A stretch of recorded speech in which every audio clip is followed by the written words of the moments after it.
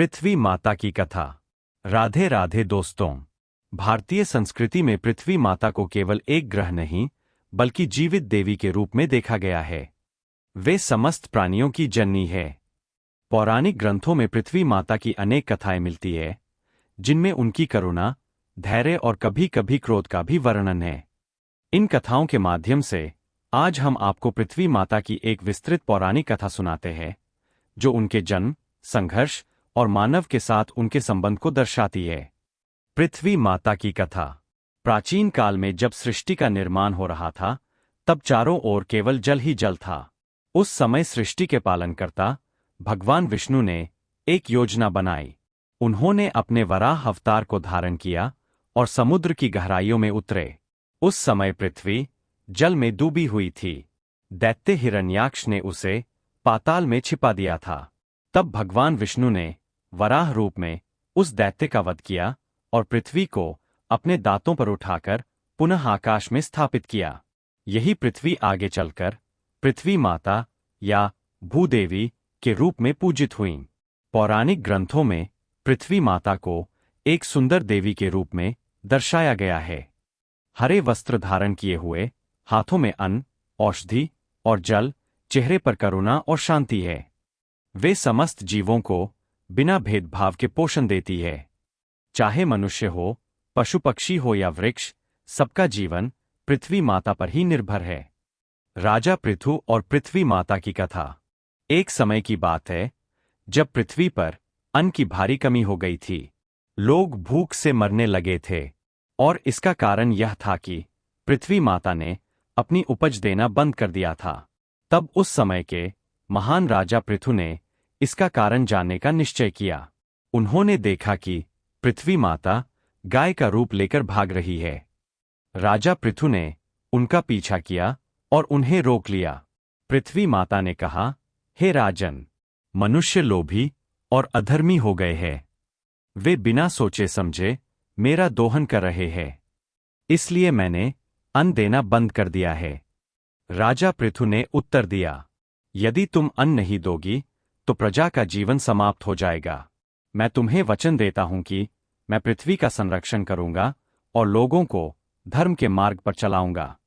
राजा पृथु की बात सुनकर पृथ्वी माता प्रसन्न हुईं। उन्होंने गाय के रूप में अपने स्तनों से अन्न और औषधियां प्रदान कीं। तभी से पृथ्वी को पृथ्वी नाम मिला, जो राजा पृथु के नाम पर रखा गया। पृथ्वी माता की सबसे बड़ी विशेषता उनका धैर्य है। वे मनुष्य के पापों को सहती है, प्राकृतिक संसाधनों का निरंतर दान करती है, बिना शिकायत के सबका भार उठाती है। लेकिन जब अधर्म बहुत बढ़ जाता है, तब पृथ्वी माता भी क्रोधित हो जाती है। एक बार पृथ्वी पर अत्याचार बहुत बढ़ गया। राक्षसों और अधर्मी राजाओं ने चारों ओर उत्पात मचा रखा था। तब पृथ्वी माता ने गाय का रूप धारण किया और देवताओं के पास गईं। उन्होंने रोते हुए कहा, हे देवताओं, मैं अब और अत्याचार सह नहीं सकती, कृपया मेरी रक्षा करें। तब देवताओं ने भगवान विष्णु से प्रार्थना की। भगवान विष्णु ने आश्वासन दिया कि वे स्वयं अवतार लेकर पृथ्वी का भार कम करेंगे। इसी कारण समय पर भगवान ने राम, श्री कृष्ण आदि अवतार लेकर पृथ्वी को संतुलित किया। पौराणिक कथाएं हमें यह सिखाती है कि मनुष्य और पृथ्वी माता का संबंध माँ और संतान जैसा है। हम उनसे अन्न, जल और जीवन पाते हैं। बदले में हमें उनका संरक्षण करना चाहिए।